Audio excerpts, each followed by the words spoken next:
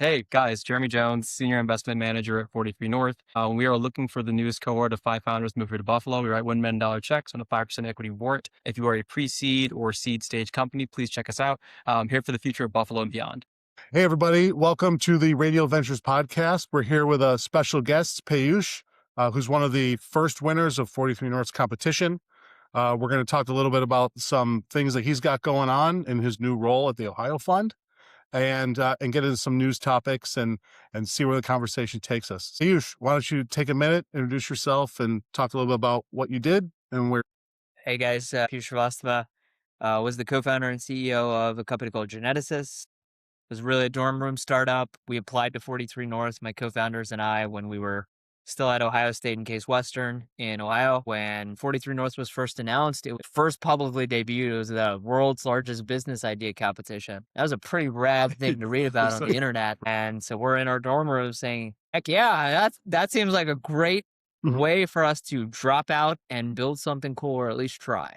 Nothing to lose. Shot our shot. We made it in the first year, and now 12 years later, exited over the summer of 2025. And then I reconnected with Mike Venerable, who was the president of Cincy Tech, which was one of our original investors in that business. Mike made an opportunity possible for me to join the O.H.I.O fund, work alongside him and his brilliant team of investors to really kind of transform O.H.I.O into the state of choice for all sorts of really cool stuff by creating the O.H.I.O fund. And I'm sure we'll get into that and plenty of other stuff. Yeah, it's fantastic, man. There's always an ongoing argument here that Buffalo is or is not part of the Midwest. What do you think about that? Oh, that's a hot take. The question is, do you want to be included in the Midwest? I mean, I think so. I think it's okay. And am I the commissioner of Midwest inclusion? You're making this decision. Yeah. I think Buffalo's got a lot of Midwest qualities. Yeah. I think if it quacks like a duck, walks like I think Buffalo is a part of it. All right, nice. Oh, very good, very good. Awesome. As a Michigander, I would like to also weigh in on this. I think that Buffalo is incredibly Midwestern. I will take that. Agreed. Right, from the Michigan perspective. Right. You've been adopted by Love it. Ohio and Michigan. Two fierce rivals. First sort of topic here, right? We've both bet really big here in Buffalo and in Ohio in the O.H.I.O fund on the reindustrialization. When everyone said action was only on the coasts, we're actually making it happen here. And that's been our perspective for some of us here in the Buffalo community for 25 years since we were young and decided that we weren't going to leave. Do you think the real 2026 opportunity is really in advanced manufacturing and infrastructure here in the Midwest? And where do you think that's going to go? Yeah, I mean, we talk about it at the O.H.I.O fund all the time about how, we build stuff in the Midwest, physical industry, whether it's advanced manufacturing, aerospace, CPG. We build things and ship them to people. And I think that trend is alive and well in 2026 and is accelerated with AI.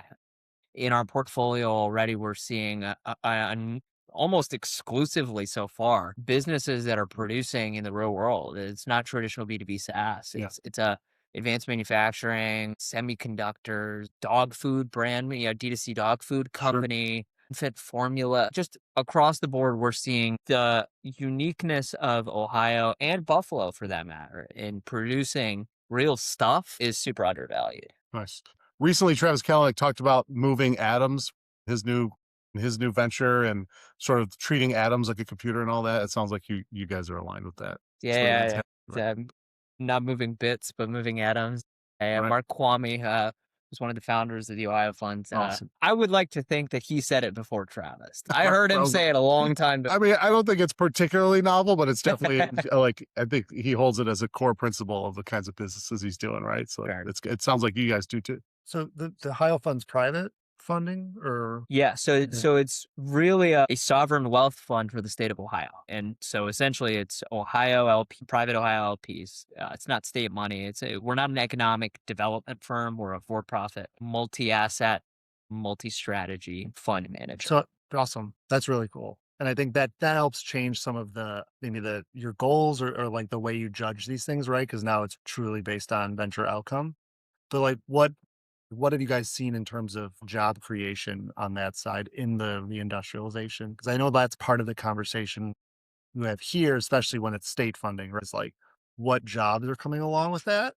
And like, how is that sort of shown up? Are there even people to fill those jobs? Like, is part of it too. It's a great I mean, part of the thesis, and as a reminder for the Ohio Fund, jobs and economic development are nice. They're good Mhm. consequences of the investments we make, but it's not a driver. It's Right. not part of our strategy.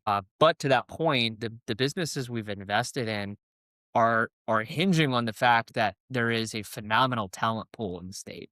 Given the proximity of all the public institution, the defense industry, aerospace, the density of Fortune 500s, there's this constant, talent pool. And the benefit we have in Ohio that I think is unique to the Midwest, flows included in, uh, Thanks. is talent retention. When people make the commitment, we find that they stay. Yeah. And when they stay, intellectual capital stays, and it does fuel the flywheel effect. So I think across the board, there's a massive economic development consequence, but it's not the primary motivator for Sure. Yeah. It's great. for our fund. What do you think happens, I guess, when the moment changes? It feels like right now we're in such an interesting inflection point for advanced manufacturing and building stuff within the Midwest, Northeast, and these places that have capacity. But then there's always the pendulum swing back, And I guess thinking about what the future looks like, do you feel as though the retention holds because we have the strong density of talent and actual physical locations? Is there any sort of planning that goes long term to thinking like, how can we make sure that the smartest talent and the best founders stay in the ecosystem after they've built and after they've exited? How do we make sure they don't move to Miami? Well, I mean, that's the beauty of the flywheel effect. The founders that we've invested in,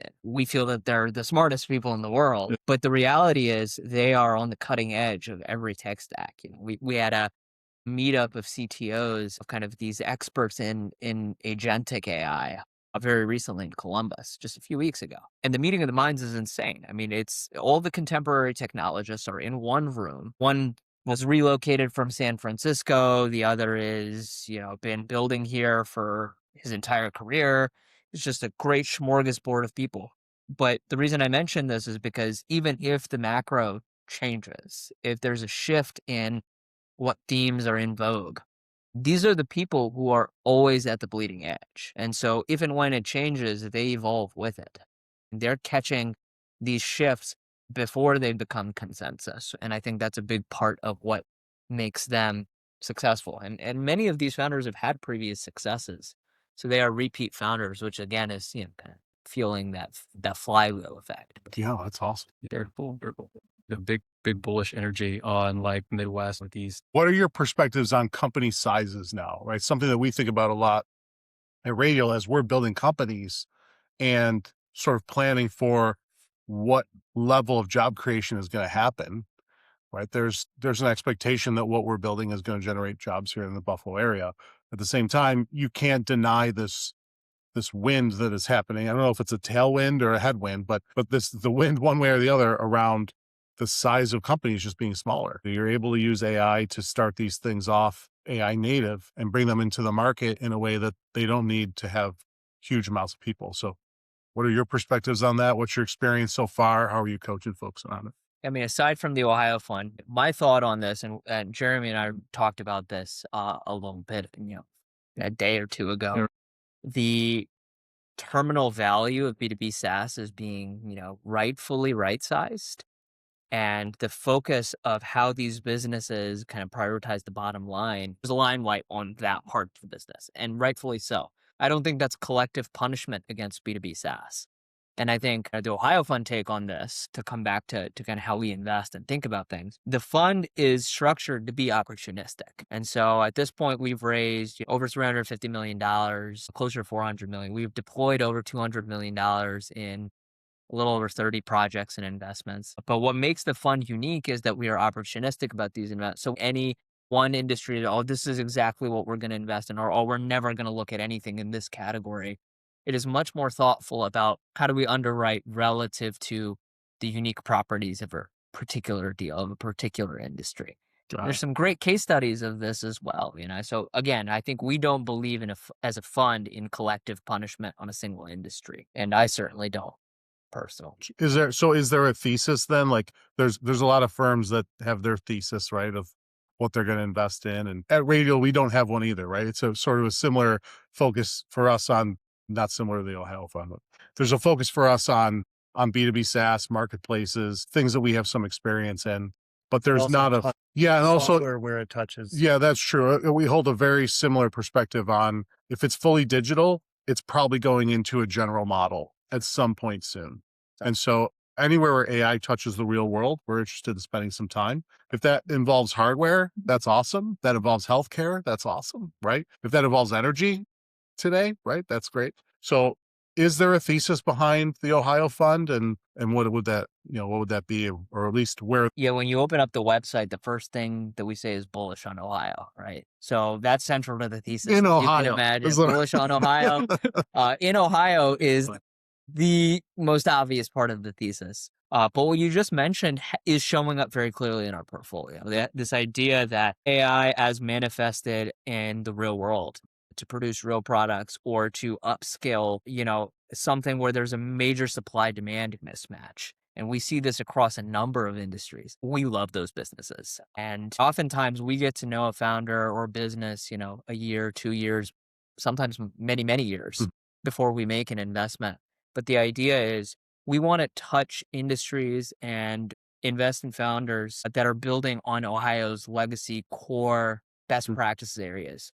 We talked about some of those, they include aerospace, Dayton, Wright-Patt Air Force Base is right there. The U.S. Air Force is very involved. We're very big on CPG in the Cincinnati area, as well as GE Aviation is based there. In Central Ohio, it's obviously an insurance hub between Nationwide. Root Insurance was built there, obviously done very well now as a public company. And so, yeah, across the board, and then Cleveland, between healthcare, biotech. Does music shake out at all with the Rock and Roll Hall of Fame either? Yeah, absolutely. Why not? Well, we're opportunistic. Nice. We'll look at anything. But I think the beauty is Ohio is good at so many things, especially as it relates to physical industry. So naturally, a lot of what you see in the portfolio is capitalizing on incorporating AI into that. One good example is a company called Hyperframe, for example, which is incorporated in AI to remove fasteners and bolts from steel fabrication. And that was a business that moved to Ohio from the Bay Area, and their customer base is in Ohio and in the adjacent areas in Ohio. So they made that conscious call knowing that Ohio is very good at what they are building for. That's super on brand and on thesis for us. We're looking for businesses like that. Nice. When you started out, were you hands-on keyboard? Were you working as an engineer? Like what was your hands-on part of how you were running your startup? Where have you arrived at? And in this world, I find for me in this world of AI capabilities, it's much easier for me as a software engineer to be able to go deeper than I was before while continuing to execute on the leadership and business side.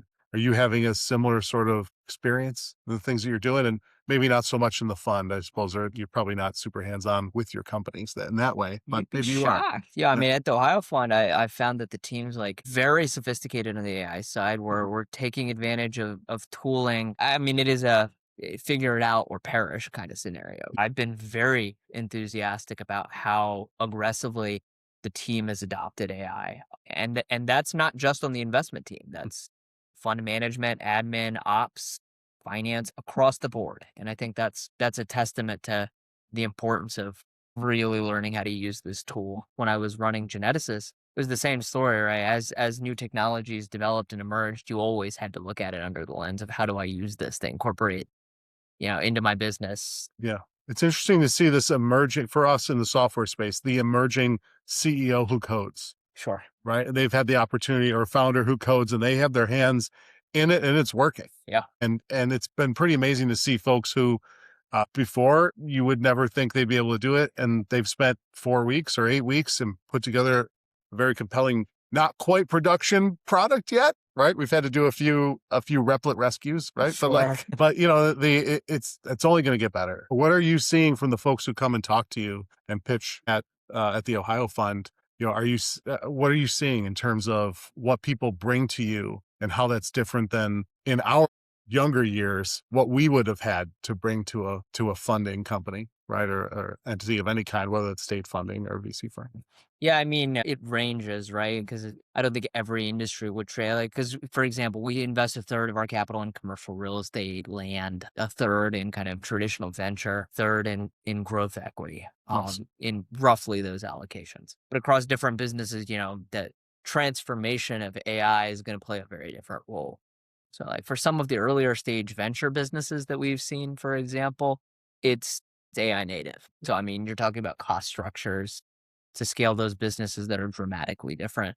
And then there are others that are AI is basically, it's an adjacent component to their core offering. They're starting to inject AI to transform their business. So the way we have to think about and underwrite that is what can adopting new technologies and making some paradigm shifts within the organization as part of an investment, what could that do for the organization? Perfect example of that is a company called Ease Logistics, third-party logistics company that we invested in. We've seen that business transform. We have countless examples like that, but I think the point is it's a wide range that we've seen in terms of how aggressively companies are adopting AI and how we're supposed to think about underwriting that incorporation of AI into their business. Right. As a venture studio, we're kind of on both sides of the coin a little bit when it comes to deciding what we build and making judgments and trying to do some of our own validation. Then we build a thing and we bring it to market. And then we're on the other side, right? For funding, or we're making judgments about whether or not we continue to fund it ourselves. And the calculus for that has changed a little bit. There are higher expectations around the completeness of your product, higher expectations about your growth trajectory coming to the market. I suspect you're seeing some of those things. So as folks come to you, what are you seeing when they show up? And what are you trying to set as folks' expectations for what they need when they come to you? So I've only been at the O.H.I.O fund for 2 months. And So you're an expert. That's right. It's the age of AI. Quite tenured. Right. The fund has been around first close was about 20 months ago. But from what I've seen, the top of the funnel is bigger than I could have ever imagined. There's a huge capital dearth in Ohio relative to the number of qualified opportunities that exist. Do you find that's noisier though?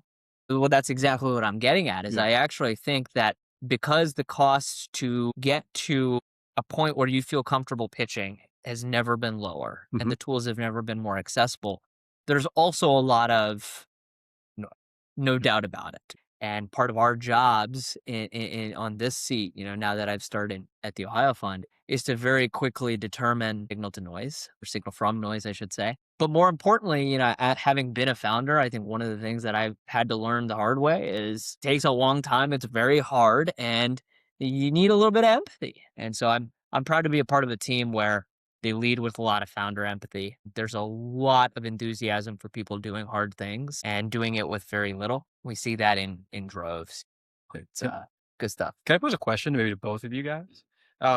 So there's a lot of good writing on this from like Slow Ventures, and they sort of talk about this emergent middle class of folks who are just sort of an entrepreneur class because the barrier to entry to building new apps is just so low at this point. As a studio owner, as an investor, in the seats that you guys occupy, how do you sort of discern who is maybe a tourist founder who maybe like I put an app in a day and now has a website that probably looks like it's 6 months older than it actually is, and then maybe even some interesting logos because there was a bunch of frothiness I think in the market and everyone was trying AI. I guess what signals are you guys seeing on both of your sides in those founder profiles that tell you whether or not this is someone who wants to scale that business or someone who just kind of wants to start a company but may not necessarily be the right person to cut it? From my perspective, that's the deeply qualitative part of understanding founder market fit and determining what the ethos behind this company's existence even is. I mean, that's probably the strongest indicator of when shit inevitably hits the fan. What are you going to do? Is this going to be all right, I'm throwing in the towel? Because there were plenty of moments like that when I was building Genesis, in 12 years, you deal with a lot of punches in the face. The qualitative component of what fund managers do is still alive and well and still requires good judgment and spending time with founders over the course of years, ideally. Okay. So I don't think that's gone away. And I think it's become more relevant now than ever before. There's another topic in this. Maybe the VC fund doesn't go away in the way that we may all think VCs are going extinct. That's an interesting thought. Mike, I'd love to hear your thoughts on it. Yeah. So I agree with you. Perseverance and grit is really hard to judge out of somebody you've just met. That's part of the reason that someone who's a second-time founder or a third-time founder is so much easier to bet on because they've been through it already, right? Yeah. They're old Indiana Jones. They're not the new one that you're really not sure We're not if they're going to make it or not. Yeah. So that's definitely one part of it. When it comes to what they show up with, I mean, I have a background in software engineering and does as well.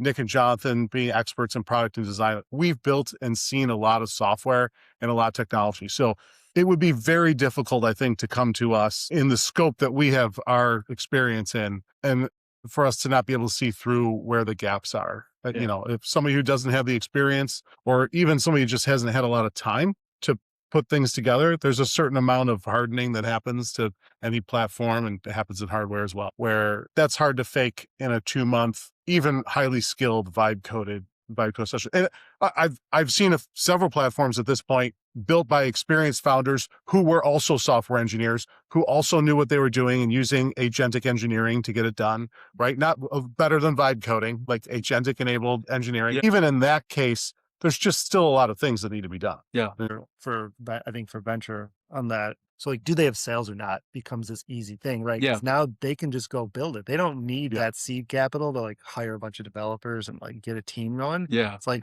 oh, are you a founder that has an idea and built something and got 3 customers? Okay, great. Or you got 20 customers? Great. You have 0 customers? I think we also have this like sixth sense where we can just kind of feel it, where it's like, oh, I know that person and I've worked with that person before. And yeah, I mean, if you can't sell me, how are you going to sell your product? You can't sell me. We're not giving out money, but like we're not going to do Right. that, right? But like I think it actually is. You should be faster now to revenue, so it makes it even easier because now you're maybe not making that bet, but now it's like a different calculus. Yeah. And if they have 20 customers, why do you need money? Exactly. Like, why are you even here? Go build the thing. This is what's so interesting now, because it's like, they have like this, I don't want to be like cliche and be like, oh, Bessemer, but like, there's like Bessemer came out with a note where it was sort of talking about this idea between like, I think it was like shooting stars versus like, I don't know, maybe comets or something like that. But basically the dichotomy between the two was like a shooting star was basically someone that grew quickly, but had poor retention. But also versus another one, maybe a slower grower, maybe traditional industry, maybe they're, traditional kind of B2B SaaS. Maybe they're growing slower, but they have absolutely rock solid retention at this point,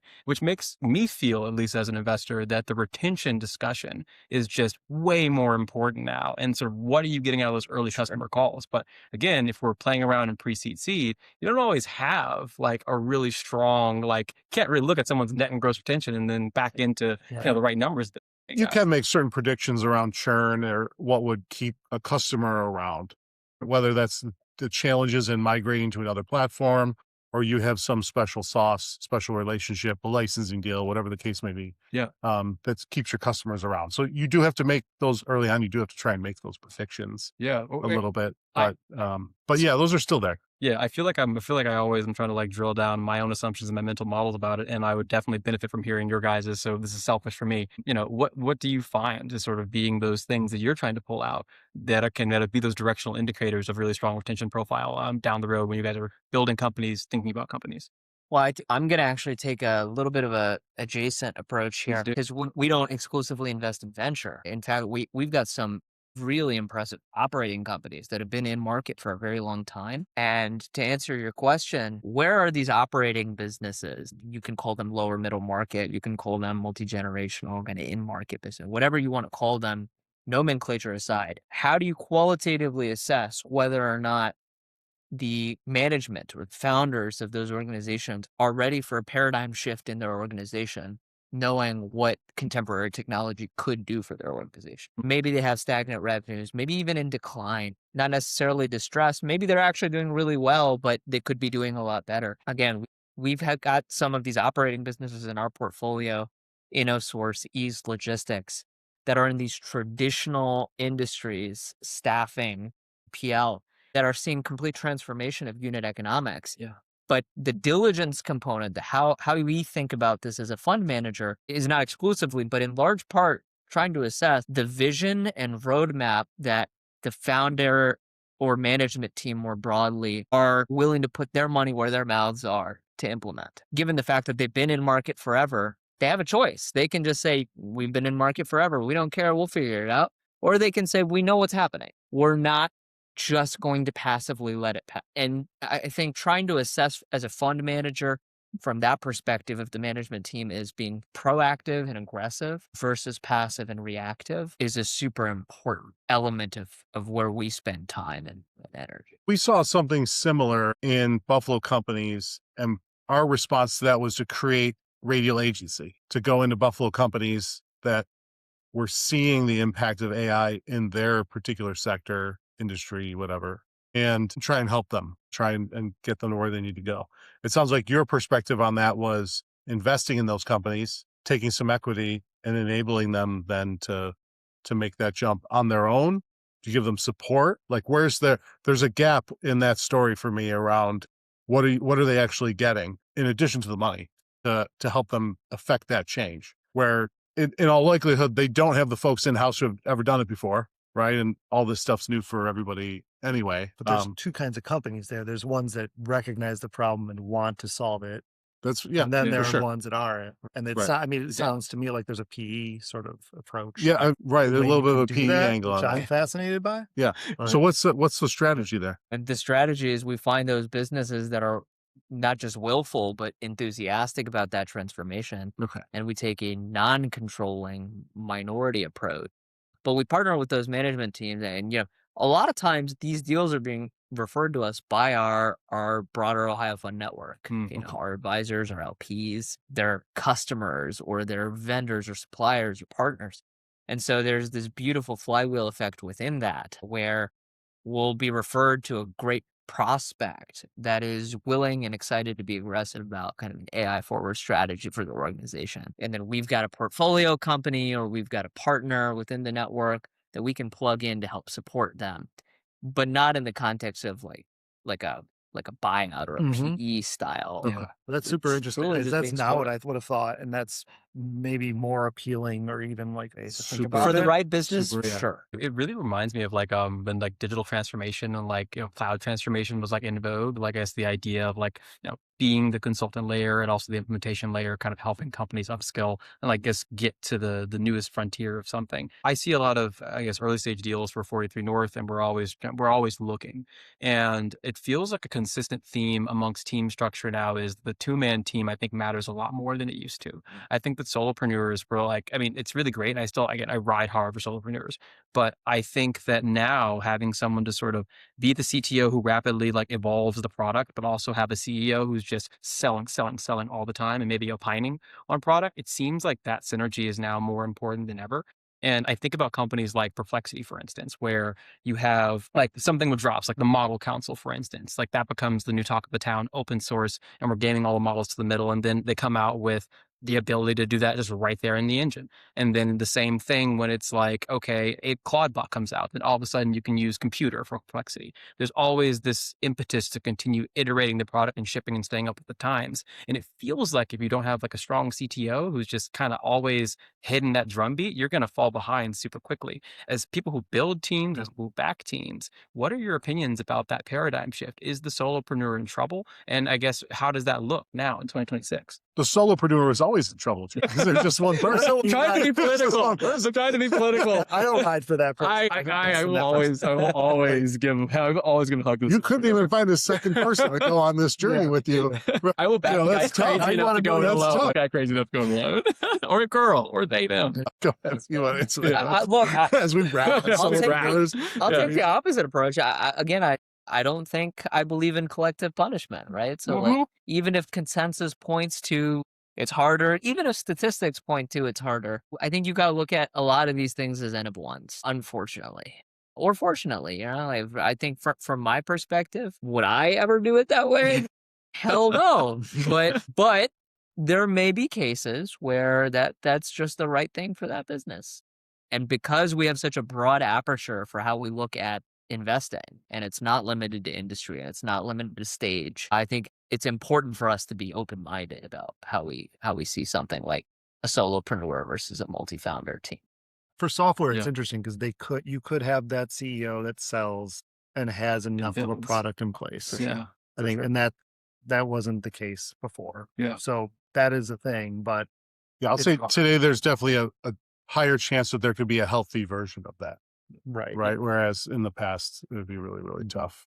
I think as a company's a little bit more mature, a little bit more established. If there's one founder remaining, right, that's a different situation than we're going to start something, or I'm going to start something. I'm going to do it myself. And I was not able to find a co-founder to come with me. There's, I just have it's 10 just too AI often agents that not a do great all the indicator. work. Sure. Yeah, right. Yeah. Yeah. Yeah. I guess for me, I think about like it is a little bit of a rising tide. And I do think that there has always been that discussion about like, is the solopreneur with the offshore team somewhere that's building the product and he's selling on top of it, is that person backable? And, I do think there is more of an opportunity for solopreneurs in the environment now because of the tools. So I guess I agree with that. I'm still, I agree with that strongly. Is deep yeah. tech hard to solve things, or is it a product management app, and that just has been solved a million times? Yeah, It it's no like- longer is going to be a thing. Yeah. It just depends. That also goes back to what kind of things do you want to invest in? Do you want to invest in the solopreneur, app or widget? Maybe it's less about the solopreneur. It's more about what can you actually produce as a solopreneur. Right. When that's becoming increasingly, kind of non-moat, commoditized. Not to say it can't be done, but I feel like for however easy it is now for a solopreneur to build something real, it's also easy for a competitive solopreneur or teampreneur Right. to do the same thing, right? Yeah. Like if solopreneur was sort of building like really, really niche vertical core ERP software, and it was like, okay, they have a strong technical background and then maybe get some customers. I felt like that was something, I come from a low middle market private equity background, and that was kind of like, okay, that was someone to be maybe able to back, hook them up with the CTO and then get them off and running and going faster. It's an interesting point that you raised sort of about the fact that those kinds of apps are like, I don't know, a dime a dozen now, and the whole vertical AI war, I feel like of 2025 is still very much still going on. All right. Thanks a lot, everybody. Thanks for checking in and watching the latest edition of the podcast. Please hit that subscribe button, and we look forward to seeing you next time. Thanks a lot.